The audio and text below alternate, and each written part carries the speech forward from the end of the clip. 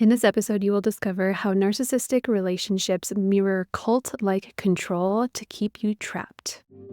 Welcome to Heartbreak to Wholeness, the podcast helping you heal from the mindfuck of narcissistic relationships and move towards the secure, peaceful woman you want to become.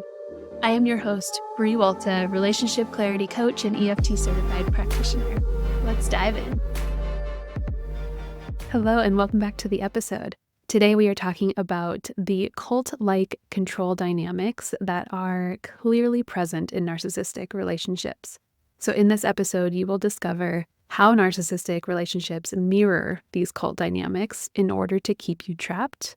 You'll discover how these toxic bonds actually rewire your brain to keep you dependent on them. And you will discover the steps that you need to take to detox from this addictive cycle and begin to break free from the manipulation. This conversation is going to blow your mind. We have Hilary Buckwalter-Wild back on the show today, who is one of our absolute fan favorites on this Heartbreak to Wholeness podcast. She's done several episodes, and this episode is going to be for you if you have felt like it was or is impossible to leave a relationship, and if you're really seeking that exit or seeking the healing from those types of relationships. And if you are in that space, I have an interest form linked in the show notes if you want to explore deeper support. And be sure to stick around to the end of this episode where we will pull an oracle card that will offer you a specific message this week that you can use as inspiration and grounding in your healing. Welcome back to the podcast, Hilary. Thank you. It's fabulous to be back again. So tell the listeners how you came about this understanding of a parallel between narcissistic relationships and cult dynamics. Yeah. So, like many of you who've probably been through the gauntlet of the healing process, I was experiencing so much confusion and cognitive dissonance and trying to make sense of my experiences. And it was really, really difficult. Perhaps one of the most challenging things I've had to heal from in my life. And I happened to be watching this Netflix documentary called Dancing with the Devil. It's about a TikTok dance cult, young people getting wrapped up in a narcissist's reality and him exploiting them and taking advantage of them. And it's really a beautiful story of survivorship and what the survivors of this cult had been through. And a friend recommended it. And as I was watching it, I couldn't believe how much their stories were resonating with me and my experiences. And it was at that point that I realized there were some parallels between being in a relationship with someone with narcissistic traits and the complexity of the healing process, particularly where our self-worth gets intertwined with this toxic individual, but where we're also like held captive in a reality of their creation and we don't realize it. And like that's where the manipulation and the betrayal and exploitation and all of those things happen. So it like really validated my experiences, but also totally blew my mind that for 2.5 years I had been like lost in a cult of one. Yeah, which is such a cool, well, I don't know if cool is the right word, but it's such a fascinating way to look at the experience, because I know for me, when I think about a cult dynamic, right, that to me is very serious and very real. And sometimes when we're in these relationships where it's a cult of one, we can gaslight ourselves into thinking that it's not that bad, or it's not that, even in the healing process, like, yeah, I went through a bad relationship, but we're not necessarily labeling it as abusive or manipulative or narcissistic. That typically comes a little bit later once we've accepted more of the reality of what is. But the word cult, to me, it shines such a significant experience, which is true of a cult of one or a cult of many. Yeah, that word holds so much weight.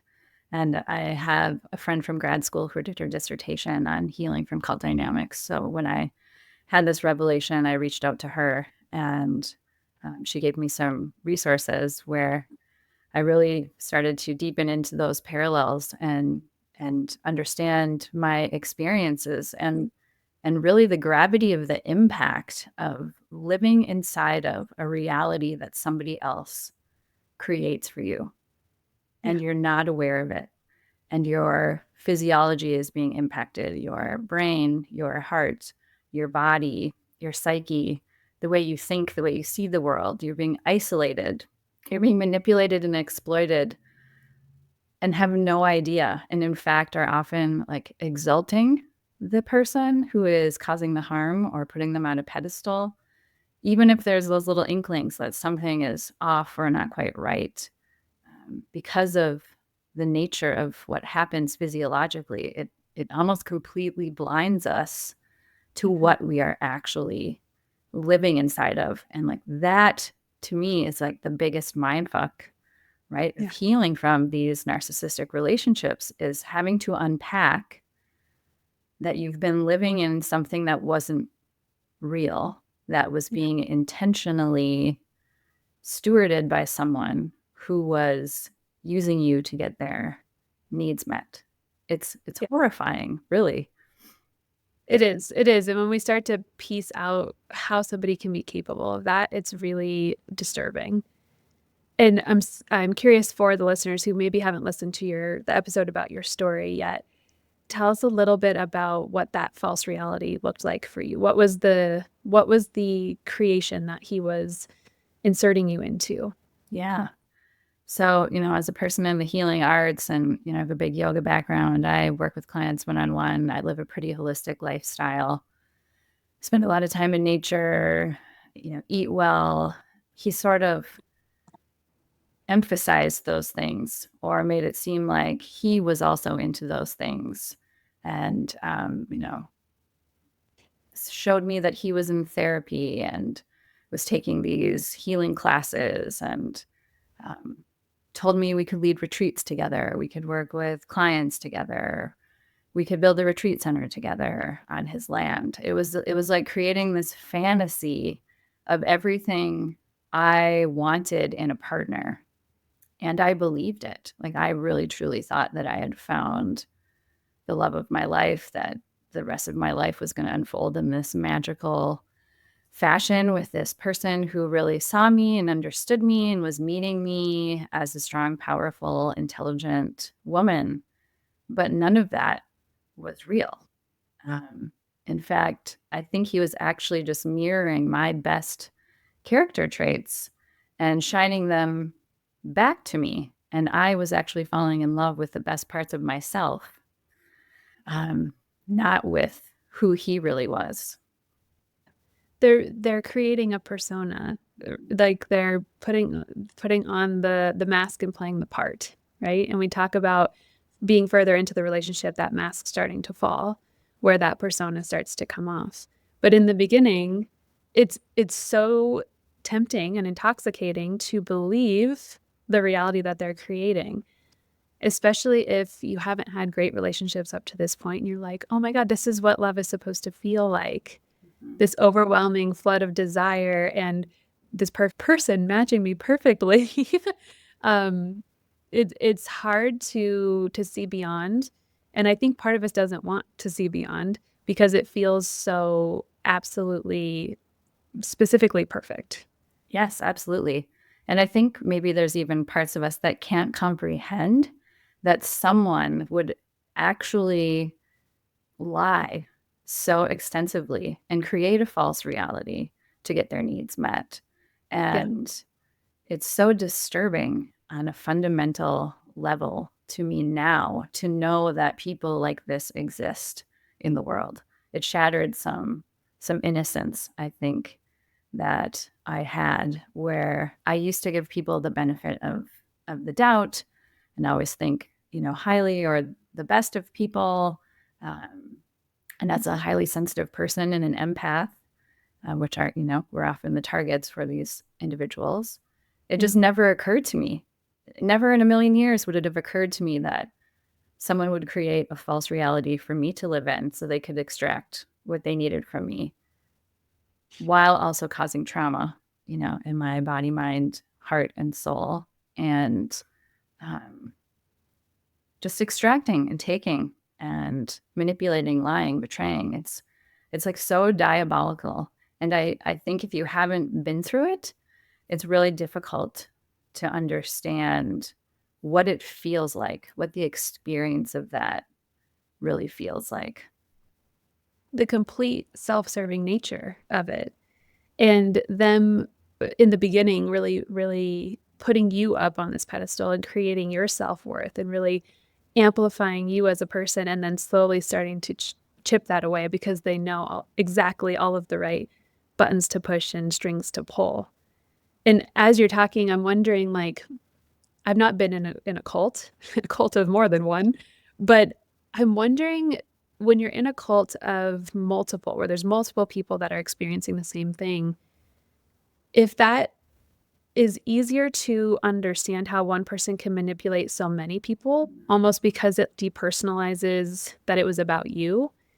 But I know one thing that I struggled with and that my clients struggle with is, how could he do this to me? And it feels so personal because you have invested your love in this person, and they've told you that they love you too. So there's like a intimacy. I don't know. I'm just curious. I'm just sort of talking through this out loud. If there's that same sort of intimacy that cult followers feel towards the leader as a one-to-one narcissistic relationship. Yeah, I'm curious. I'm curious about what creates that distortion and attachment, Yeah. like Yeah. the trauma bonding process of what happens in our physiology that creates that addiction to the abuse cycle of the highs and lows. Like, I imagine, because many people in cults get stuck in them, that they are experiencing some level of the same felt sense Yeah. experience of being bonded to the person that's causing them harm, insofar as like they can't leave.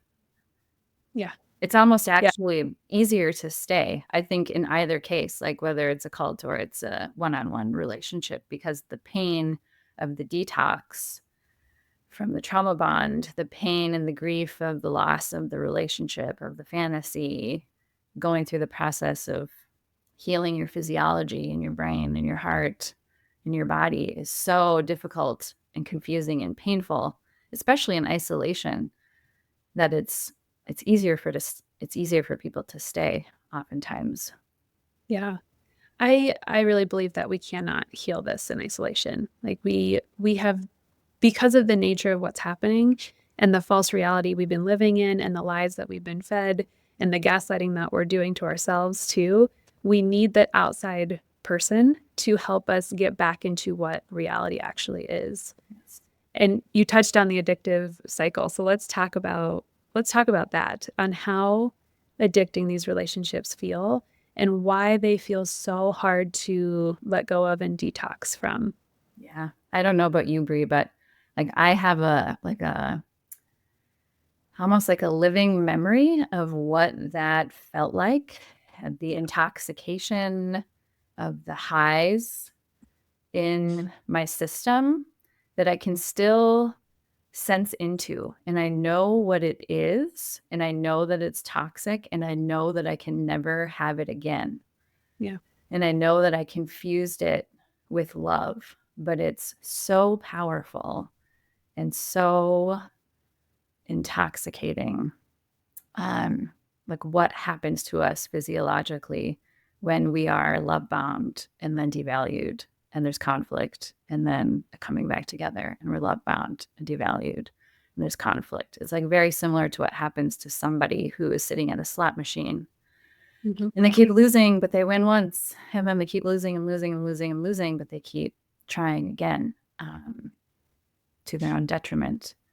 The physiological experience of the addiction cycle in my narcissistic relationship is one of the craziest, most absurd, awful, horrifying experiences of my life.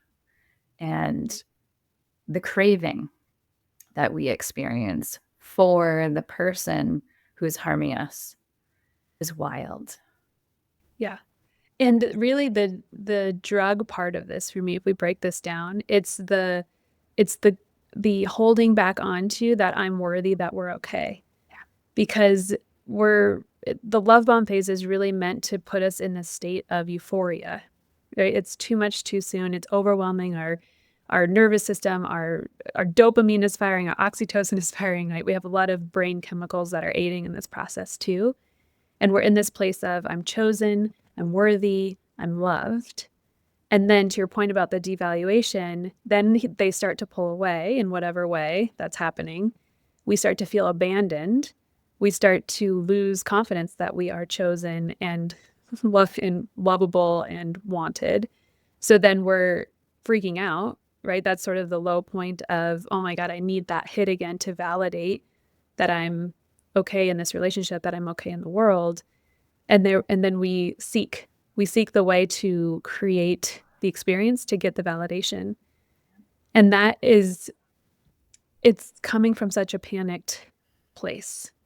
Mm-hmm. I think back to the former original point about our self-worth, when your worth is really low and dependent on the other person validating that, then that puts you in a very out of control place. Because if they decide to take that away, then you're fucked. Yeah. And you have to claw your way back, whether it be through sex or walking on eggshells or biting your tongue or choking back your needs. We learn how to survive, in survival meaning stopping the fighting so we can get the validation so we can feel okay. Absolutely. Yeah, it's so It's complicated. I'm exhausted talking about it. And even more complicated when you don't realize that there are parts of you who feel unworthy. And that's why you are trapped there in the first place. Yep.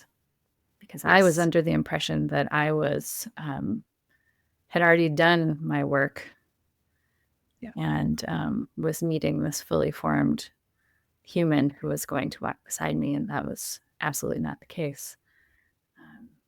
But so confusing and so excruciating to heal from when you can no longer have that hit. Mm-hmm. When you know finally that the fix is what is causing harm, and you start looking within, ending the relationship, doing the healing work that's required. It's excruciating. Yeah. And I think it's important to name that these relationships chip away the self-worth even further. Mm-hmm. So you might have come in having done some work around this stuff and not having been like totally at your lowest of your self-worth point, but through their manipulation and their expertise with really narrowing in on what are our pain points, what is our wounding, how can I specifically make her feel a certain way, right? They are experts at reading people and knowing what to say to get them to do what they want. So it's a combination of having lower self-worth and then being manipulated and extracted from and like pushed down even lower. Yeah. So I don't want women to think that the only reason they got into a narcissistic relationship is because their self-worth is low. That's not true. It's a both and situation. But them picking away at it puts us further into this addiction hole where we become more dependent on just them to validate, to get us out of that feeling of abandonment and worthlessness. Yes. And the research shows now that, narcissistic personalities actually target confident, intellectual, high achieving, successful, high level, high value women to devalue, to take us down, which is likewise diabolical and horrifying. But it's not. It really is sick. Yeah. It's not our weakness or some of those other myths about people that end up in these relationships. That's not the real reason all the time. Yeah. Yeah. And let's talk about the detox period, because I spent, previous to being a relationship clarity coach, I spent almost a decade in the addiction world. And in the way that I focus my program, I talk about a detox and what it feels like to come out of these relationships, because it's so fucking similar in when we're letting go of a physical substance or a behavior or a relationship, especially one that's feeding this hormone cycle in our brain. It's working with our dopamine receptors in the same way that cocaine is or another drug is, and taking away the pain in the same way that those things are. What did that detox feel like for you? Oh, it was really one of the most awful, excruciating experiences of my life. And I feel like I can't overstate that. And I know that people who have been through it know what I'm talking about. It's not something I would have understood had I not experienced it myself.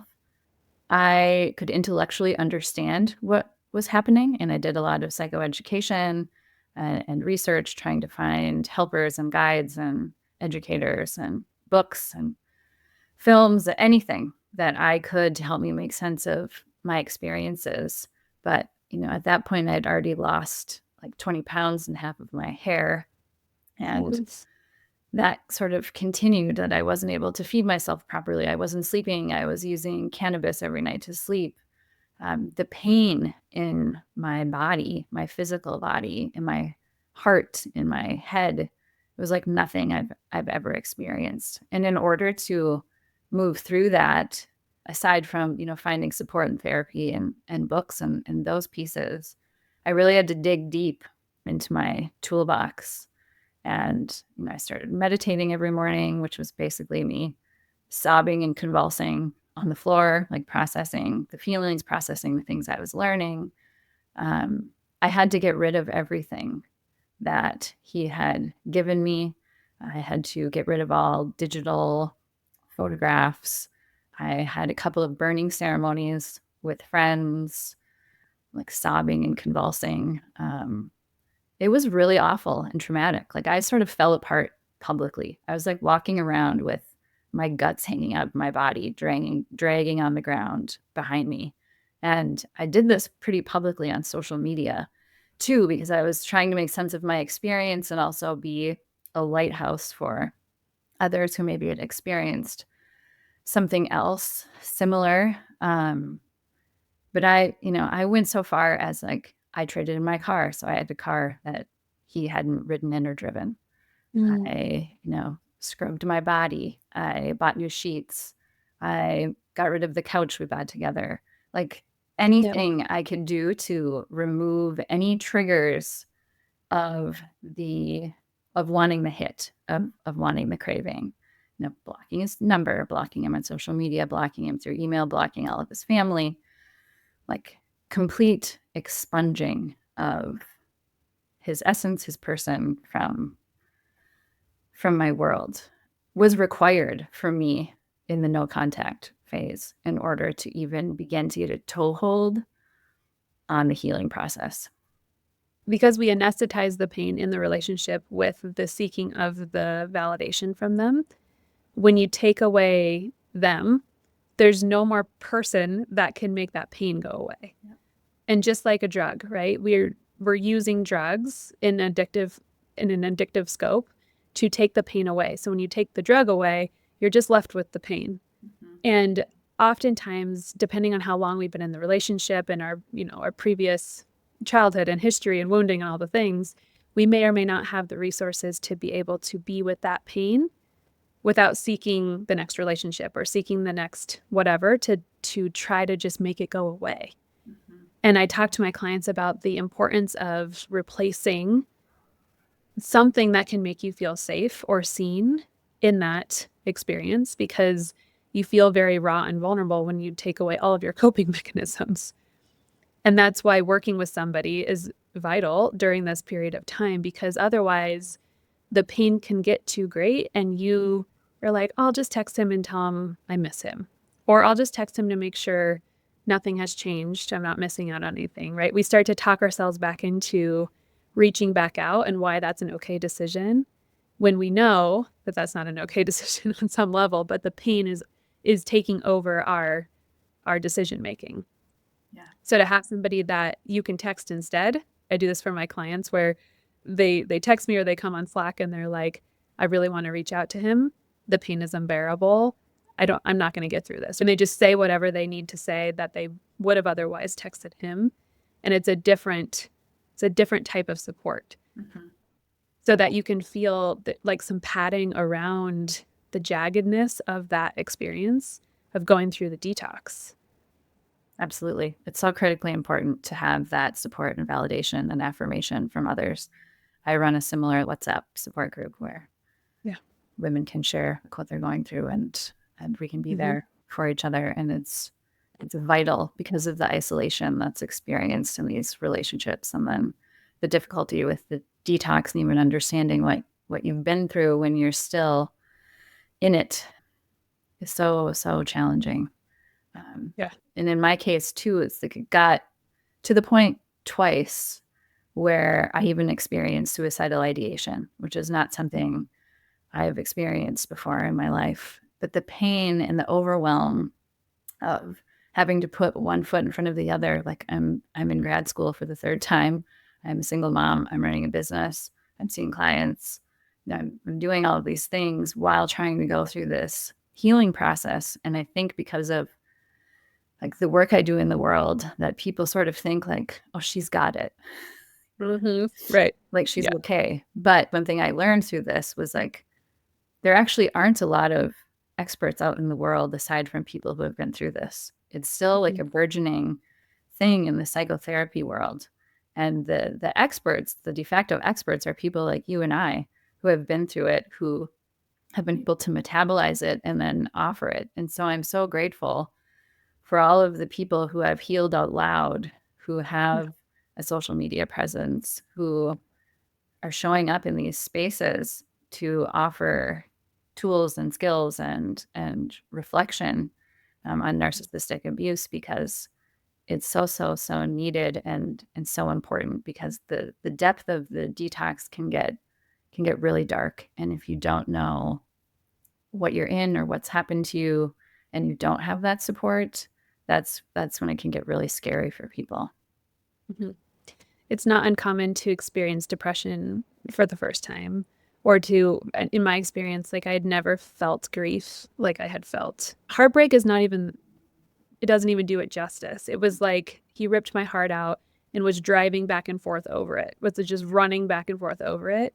And it was a continual re-hurting. Like it wasn't just a one break. It was just total like trampling of my heart. And I know for me, my situation was, it was easier to go no contact because the narcissistic abuse really escalated and his masks totally shattered and his behavior was no longer justifiable. But what would you say to the woman who has left and is like, well, I'm not with him anymore, but I still just want to peek in on his social media every now and then. I still want to maybe not send him a text directly, but I just want to know what's going on in his world. What would you say to her? I would probably start with some internal family systems reframes on like who is the part of you that is wanting to reach out. Because I know in myself, when I feel those feelings or cravings, that's a signal in my system that there is a part of me, a younger part most likely, that is seeking some connection or validation or affirmation of some kind, that is maybe locking adult self me out of the room. And so I would explore that with them with some curiosity and ask some questions around, what does that part of you need? Like, how can we meet her needs so that you can let go of seeing them on social media or checking up on them, getting that hit. Yep. And my favorite thing is to just ask myself, like, what is my intention?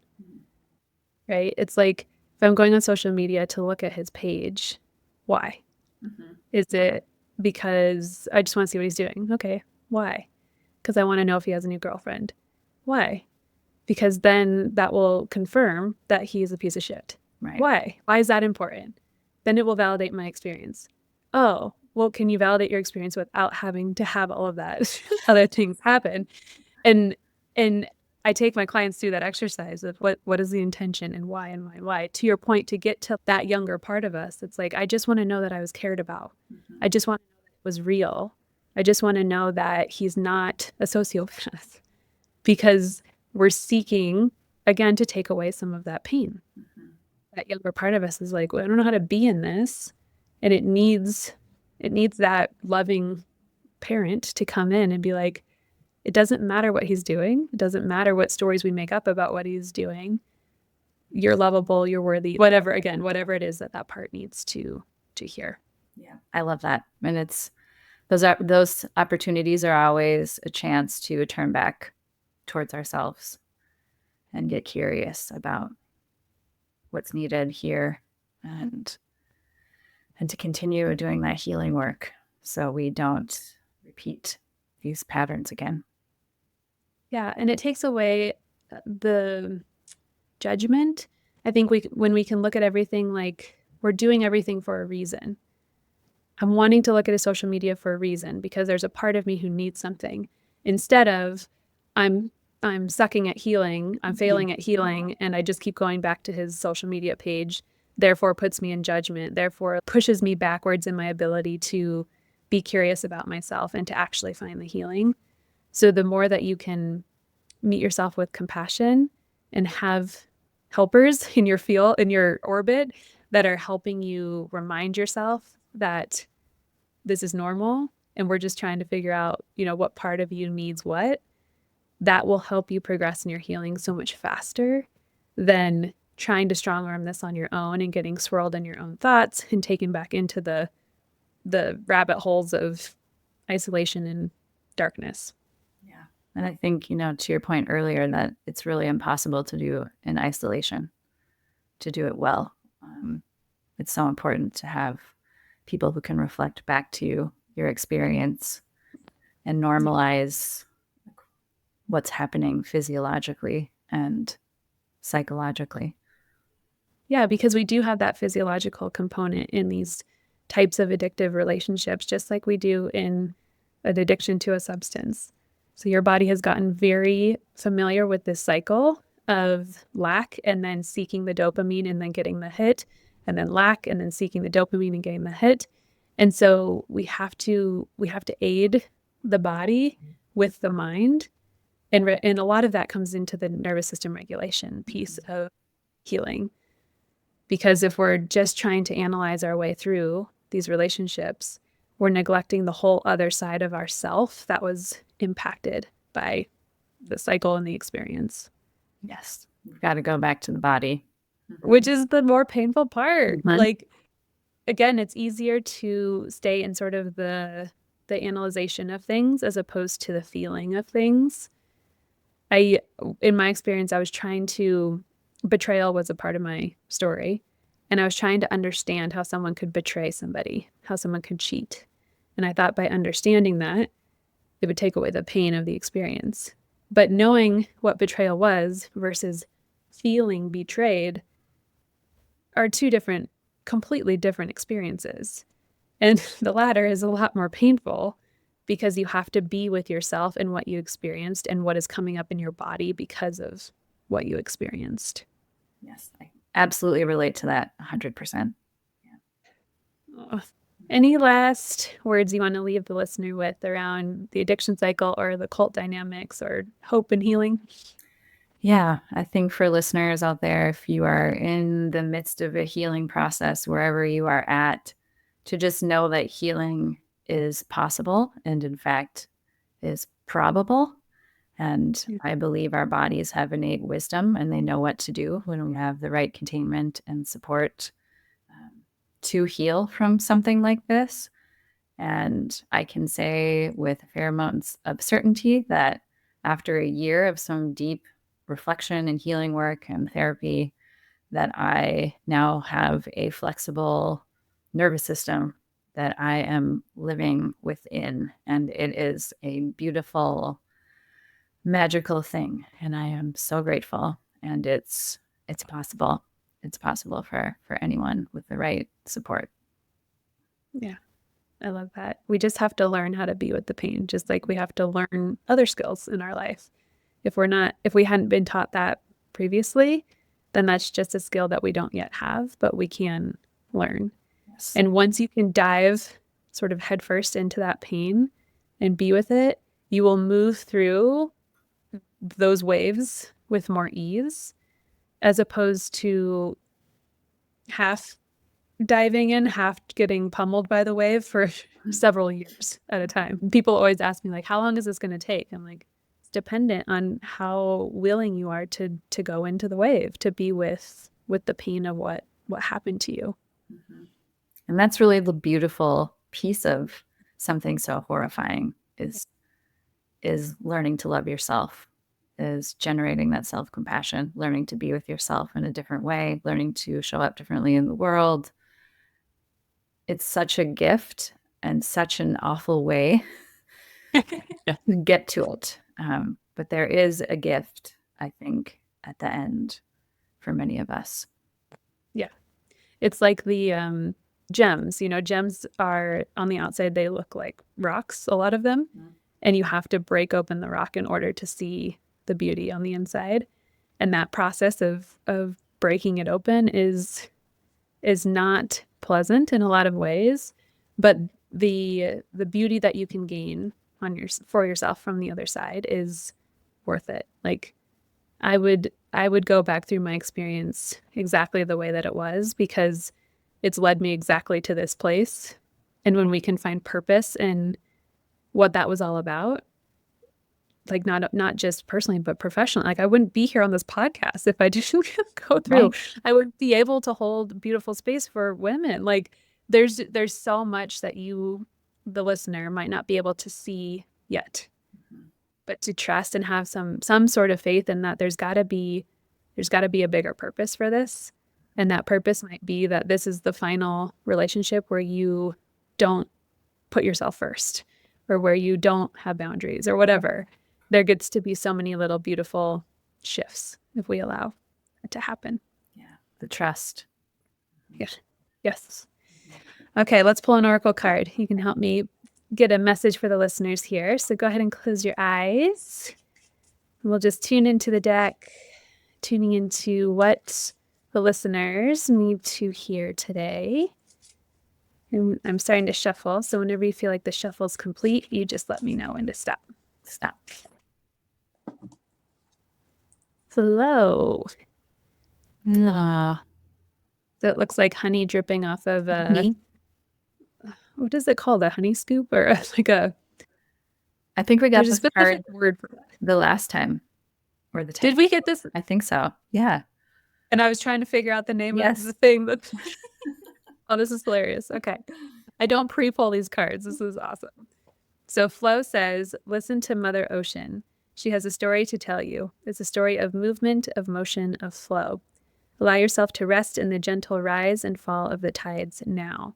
Life's natural rhythms. Even if you find yourself lost in the raging sea or swept into the riptide, relax into it. Fighting the tides only puts you at risk of drowning. Trust the universe is holding you afloat like a sweet, gentle waves of the ocean. Notice where you feel stuck. Move your body, drink water, soak in a tub. Water is your teacher. Learn from her all you need to know about finding your flow. Expand, contract, swirl, fill, ripple, gurgle, ebb, and flow. Beautiful. Must be an important message if we keep getting it, Hilary. Right? So apt. So apt. All right. Remind the listeners where they can find you and your work if they want to get connected. Yeah, you can find me on Instagram at Indwelling Duluth, or on my website, indwellingduluth.com. Beautiful. And we'll link your past episodes because you share your story in detail in part 2 episodes. And then we go into even more depth in a 3rd episode around narcissists using sex as manipulation and what that looks like. Yeah. Beautiful. Thank you so much, Hilary. Thank you, Bree. Thank you for being with me through this conversation with Hilary. I know that some of the things that we touched on are pretty intense and very serious as we talk about cult dynamics and being in a cult of one in a narcissistic relationship. So thank you for being here. Thank you for allowing yourself to receive this information. And just to recap what we talked about so that you can really sit with what we went over in this episode, you now know how narcissistic relationships mirror that control-like dynamic in a cult and how that keeps you trapped. You also know how these toxic bonds actually rewire your brain and keep you dependent and addicted on them, which is why it feels so hard to leave. And you now know the steps that you can take to start to detox from this addictive cycle and really break free from this manipulation. As I mentioned in the beginning of the episode, Hilary is one of our fan favorites here on the Heartbreak to Wholeness podcast. So the show notes have her other episodes that are linked there. And I want to point you towards the free resource called 3 Ways to Recognize Love Bombing Guide.